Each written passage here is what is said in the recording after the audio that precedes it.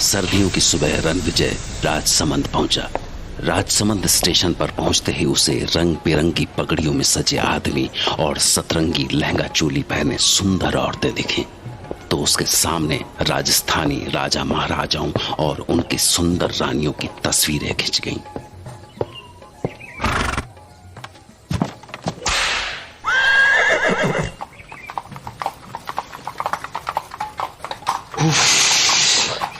राजसमंद की सर्दी 10-12 डिग्री तो होगा।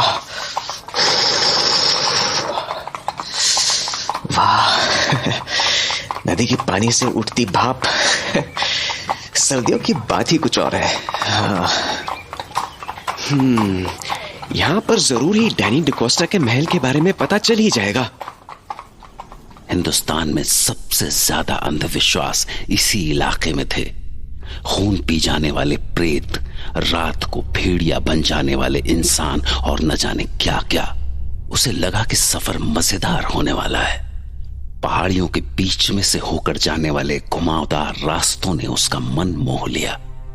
जगह जगह दिखने वाले सुंदर किले के नजारे, खूबसूरत वादियां, झीलें और झरनों से टकराकर बहने वाली हवाओं ने उसे जैसे किसी और ही लोक में पहुंचा दिया। वाह, लगता है किसी परियों के देश में आ गया हूं।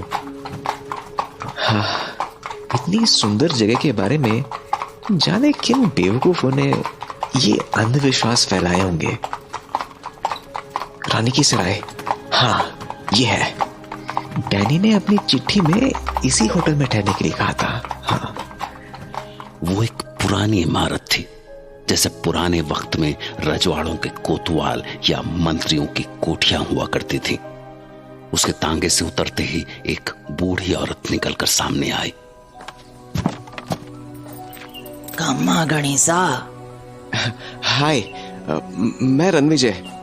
आ गए तुम? आओ आओ। कैसा लगा हमारा राजसमंद? मैं थारा इंतजार कर रही थी। आओ सा, आओ। थारा कमरा दिखा दूं? अंदर नहाने का गर्म पानी, तौलिया, सब कुछ है। और भी कुछ चाहिए हो तो बोल देना सा।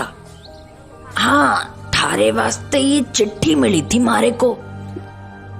बुढ़िया ने रणविजय को एक लिफाफा थमाया। रणविजय ने कमरे में पहुंचकर खुद को बिस्तर पर फेंक दिया और फिर वो चिट्ठी खोली। थकान से जान निकल गई। देखूं क्लाइंट ने क्या लिखा है। 4 दिसंबर। राजसमंद में तुम्हारा स्वागत है दोस्त। मैं बेसब्री से तुम्हारा इंतजार कर रहा हूं। कल 3 बजे तुम्हारी रत्नागढ़ की यात्रा शुरू होगी। रानी की सराय से निकलकर काली घाटी पहुंचना। वहां मेरी शाही बग्घी तुम्हारा इंतजार कर रही होगी। मुझे यकीन है कि तुम्हें ये सफर बहुत अच्छा लगेगा। तुम्हारे इंतजार में तुम्हारा दोस्त डैनी डिकोस्टा।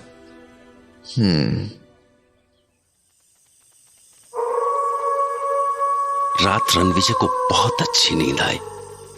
सुबह नाश्ता करने के बाद वो आदतन यहाँ की यादों को अपनी डायरी में समेटने लगा और फिर दिन के खाने के बाद वो अपने आगे के सफर के लिए तैयार था।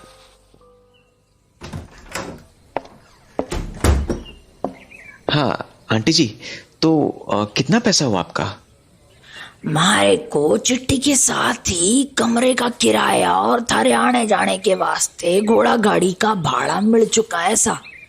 घोड़ा गाड़ी वाला बस आता ही होगा। पर जे बताओ कि आपने जाना कट्टे को है? मैं रत्नागढ़ जा रहा हूं। रत्नागढ़ का नाम सुनते ही वो बुढ़िया अचानक पीली पड़ गई। उसके पैर कांपने लगे। क्या हुआ? आप पर उसकी तो जैसे जीभ ही अकड़ गई थी। तभी घोड़ा गाड़ी पहुंच गई। घोड़ा गाड़ी वाले ने रणविजय का बैग उठाकर घोड़ा गाड़ी में डाला ही था कि भीतर से वो बुढ़िया भागी हुई आई और हाथ जोड़कर रणविजय के सामने खड़ी हो गई। अरे भगवान के वास्ते वहां जाओ कुनिसा। अभी जवानी भी कोनी आई थारी ठीक से। दुनिया कोनी देखी तुमने, क्यों इस उम्र में जान देने पे तुले हो? पर हुआ क्या? ये क्या बोल रही हैं आप? ऐसा क्या है रत्नागढ़ में? सवाल कोनी। बस अगर अपनी माँ को जरा भी प्यार किया है तो यहाँ से लौट जाओ, उसकी गोद सूनी मत करो सा। और अगर जाना ही है तो किसी और दिन चले जाना। हाँ, किसी और दिन? पर क्यों? आज के दिन में ऐसा क्या है? दिन नहीं, रात सा, रात। माघ की पूर्णमासी है आज की रात 12 बजे काली घाटी के प्रेत धरती पे उतरे हैं सारे प्रेत। रणविजय ने उसकी बातें समझने की कोशिश की, पर घोड़ा गाड़ी वाला इंतजार कर रहा था, इसलिए वो पलटा और घोड़ा गाड़ी में घुस गया। तभी वो बुढ़िया दौड़ी दौड़ी तांगे के पास आई। सुनो सा, अगर अपनी माँ से प्यार करते हो तो ये तावीज पहन लो, ये भूत प्रेत से थारी रक्षा करेगी। अरे मैं इन सब बातों में विश्वास नहीं करता। मेरी खातिर रख लो सा, मैं थारी माँ समान हूँ, मारा दिल रख ले बेटा। रणविजय बुढ़िया की बात टाल नहीं सका और उसने वो ताबीज पहन ली और उसने बुढ़िया को वो ताबीज अपने गले में डालने दी। गाड़ी वाले ने चाबुक चलाई और घोड़ा गाड़ी दौड़ गई। रणविजय ने पीछे पलट कर देखा तो वो बुढ़िया अभी भी हाथ उठाए उसे रुकने को बोल रही थी। रुक जाओ सा, बड़ मानुसों का घर है वो, उधर जाओ कोनी उधर। रणविजय को बुढ़िया की बातें उलझन में तो डाल रही थी, पर उसे काम भी पूरा करना था। उसके बॉस और डैनी के बीच एक बड़ी लैंड डील होने वाली थी और इसकी सारी जिम्मेदारी रणविजय पर थी, जिसके लिए उसे रत्नागढ़ पहुंचना ही था। फिर उसने बुढ़िया के दिए हुए ताबीज को छुआ। जाने वो बुढ़िया की बातों पर यकीन कर पा रहा था या नहीं, पर हाँ, वो अंदर से डरा हुआ जरूर था। चिट्ठी में लिखा था सर कि आपको काली घाटी छोड़ना है जी। आप वहां उतर के करोगे क्या? हाँ जी, वहाँ से मेरे क्लाइंट मिस्टर डैनी डिकोस्टा की तरफ से सवारी आएगी। बहुत खतरनाक जगह से, काली घाटी प्रेतों की घाटी है। प्रेत का नाम सुनकर रणविजय कांप उठा। रणविजय को समझ में नहीं आ रहा था कि तांगे वाले को रत्नागढ़ पहुंचने की ऐसी क्या जल्दी थी।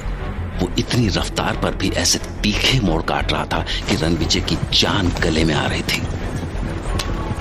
अरे भाई, जरा धीमे चला लो, टांगा पलट गए तो दोनों मर जाएंगे। और तांगे वाला तो जैसे बहरा हो गया था।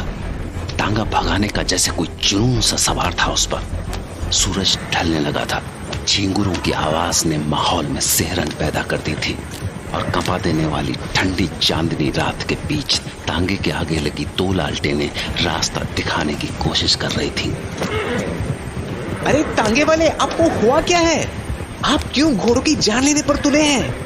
क्योंकि सर, हमें आधी रात से पहले काली घाटी पार करनी है। क्यों?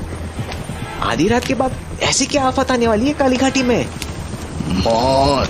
मौत का डेरा है काली घाटी। आज के पूरे चांद में जो आधी रात को वहां रुक गया, कभी वापस को नहीं लौटा। तो कब तक आएगी काली घाटी? हाँ, चल मेरे बच्चे, चल। देखा, घोड़ा थम गया, मतलब काली घाटी अब दूर नहीं है। बस कुत्ते यहीं तक रहे। हाँ, क्यों? क्योंकि काली घाटी से भड़मानुसों का इलाका शुरू होवे। आधी रात को भेड़िए बन जाने वाले प्रेतों का राज। पर तुम आगे कटे जा रहे से। मुझे रत्नागढ़। क्या? रत्नागढ़?